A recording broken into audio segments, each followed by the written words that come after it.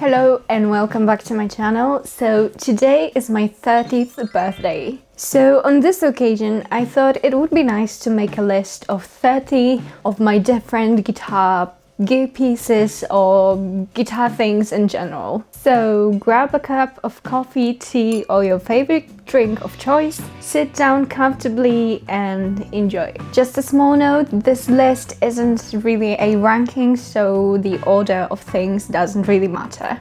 And obviously, let's start with guitars. So my Gibson SG Standard for sure is going to be one of my all-time favorites.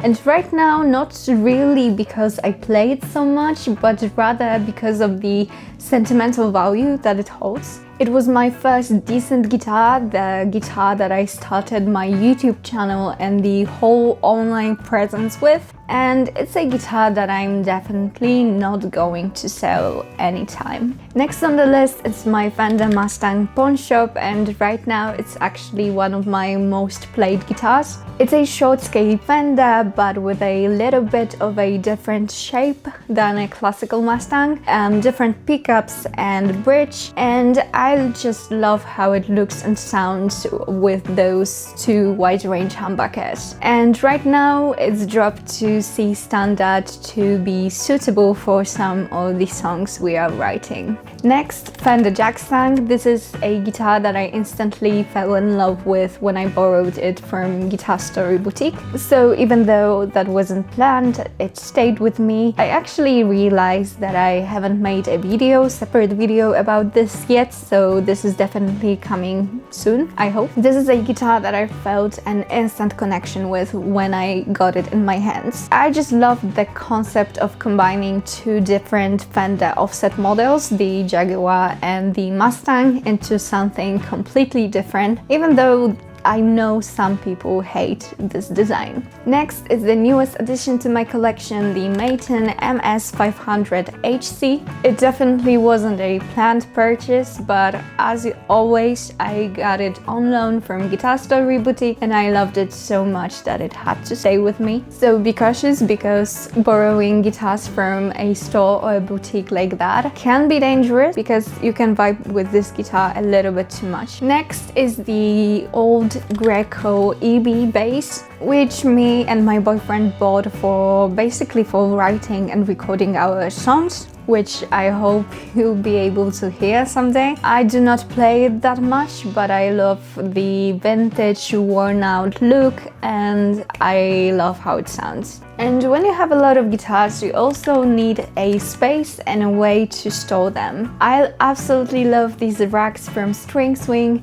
They are safe for nitro finishes, they look so cool and stylish, and they are super high quality. I also have one of their racks for guitar cases, because you need some space to store them too, and actually I find this a very clever idea to make a separate rack for the cases. Next on my list is the amplifier that I use for most of my guitar or pedal demos, and it's a Fender Blues Junior. Mine is some kind of a special edition and it comes in a wine red color, very beautiful. It's really a good clean bass for guitar and pedal demos and reviews. Next amp on my list is the Marshall Valvestate 8080. I have a huge sentimental attachment to this amp and the whole Marshall Valvestate series, because it was my first decent amp basically. I also have two other Valvestates at the practice space I used to spend a lot of time at. When I was starting out with my channel, the 8080 was the amp that I recorded all my videos with.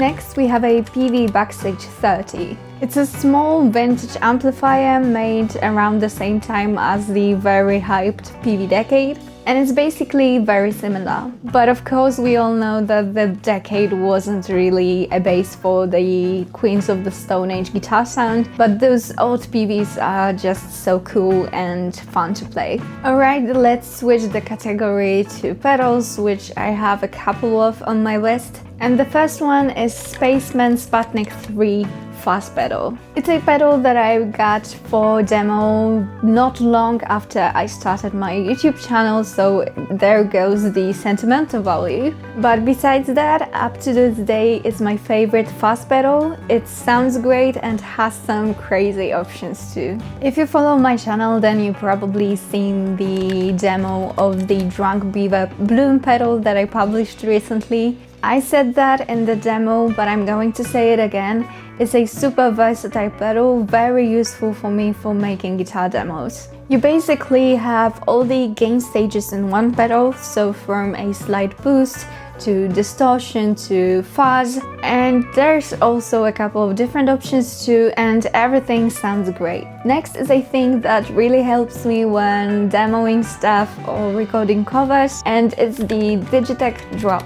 It's a pedal that allows you to drop the tuning up to an octave down. Super useful when you want to play songs that are in different tunings, lower tunings, without down tuning the guitar. Of course, there also has to be place for the Electro Harmonics Big Muff. I got this one from my boyfriend for my birthday when I was starting out my experience with pedals. I absolutely love its unique sound, and it's just such a classic. When talking about classics, same as for the Big Muff, there also has to be space for the ProCo Rat. This thing was actually the first pedal that I've ever bought, together with a Boss tuner that I will talk about later. It was super cheap and I was super happy to buy it. Looking at this pedal today, I can remember my excitement and happiness to start discovering the world of guitar pedals. Next, the Boss RE202. I bought it from my friend who's a guitarist in a local rock band called Waves. Initially, I just borrowed it to check it out because he was meaning to sell it, and before selling it, he just borrowed it to me. And it just stayed with me because it's super fun to experiment with and sounds just amazing. And the last pedal on my list is the one that I've actually almost forgot to put on the list because it's so obvious, and it's the Boss TU2 tuner. And I use it every day. It basically lays on the floor all the time waiting to be plugged in with a guitar. We had guitars, amps, pedals, but there are also smaller things and accessories that are also worth mentioning here. One of these is the Ernie Ball coily cable. I bought it super cheap while I was working in a guitar store, and I always loved the look of coily cables. I always wanted to have one of these, and right now I use this one practically every day. When it comes to strings, I usually use the Ernie Ball strings. I use different gauges for different tunings, but for the standard tuning, my favorite one is the super slinky, so 942. And as we're talking about Ernie Ball already, I have a lot of, let's say, home accessories. I have beer glasses with the logo, super slinky mugs that I drink my tea from almost every day, and a set of coasters that looks like Ernie Ball string packages. It's a super fun addition to like the everyday life at home. When it comes to recording guitars at home, I usually do it by miking my amp. And for that, I've been using that t.bone ribbon microphone. From the one I've tried, though I have to admit I haven't tried that many microphones, this one makes the recording sound the closest to what I hear when I am playing the guitar in the room through the amp. And that is why it is my choice to use it for videos. The microphone, of course, has to be plugged into something, so for that I use my Focusrite Scarlett with 2 inputs. It's just always on my desk, ready to record stuff. Of course, to record something with the interface, you need some kind of a software. I'm a Mac user, so for a long time I've been using the GarageBand, which is a free app that you can get on the Mac. Though some time ago I decided it was time for some upgrades, so the natural choice for me was Logic Pro X, and it was a really good move. When it comes to home studio setup, I also have a pair of studio monitors, also always ready to go. These are Mackie Cr-3, if I remember correctly. I have them in white color. I use them every day for video editing, sound production, or even just listening to music or watching something, because the sound quality is just amazing. I use a lot of pedals, and when you use pedals you obviously need some way to power them, and what I use is a fairly cheap Harley Benton Powerplant. I've had it for years now, I use it all the time, and it just serves its purpose very well. Now, this is one of my most used apps on my phone, and it's obviously the Fender Tuner app. But for real, this app is really good. I use it very often when I don't have my Boss tuner around, or I just don't want to plug it in. The app is free and has a lot of different tunings available, and also the chromatic mode, so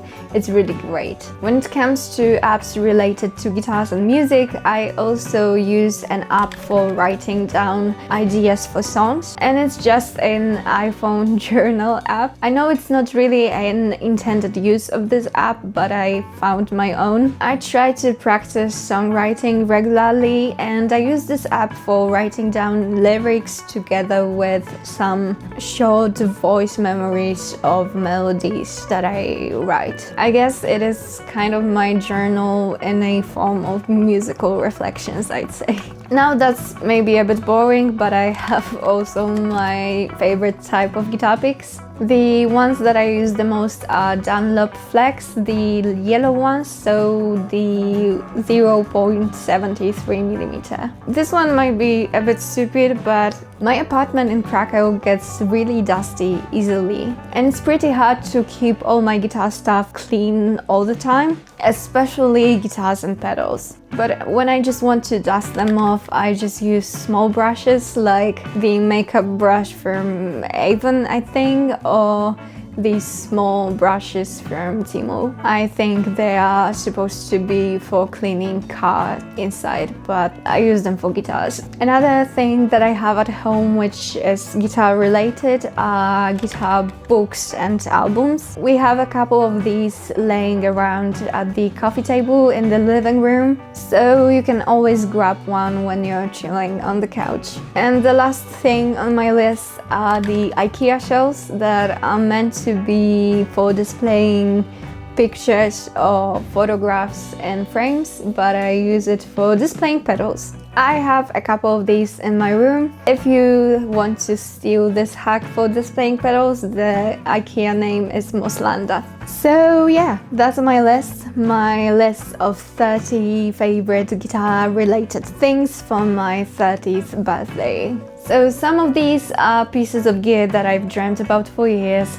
Some of these are accidental finds, and some of these are basically just small random things that became a part of my everyday routine. If you've made it all the way to the end, thank you so much for hanging out today with me. And right now I'm really curious what would make into your list, so let me know in the comments below. Anyways, remember to subscribe to my channel if you haven't already, ring the bell to be notified when I post new videos, and like this video if you enjoyed it, and see you next time. Bye!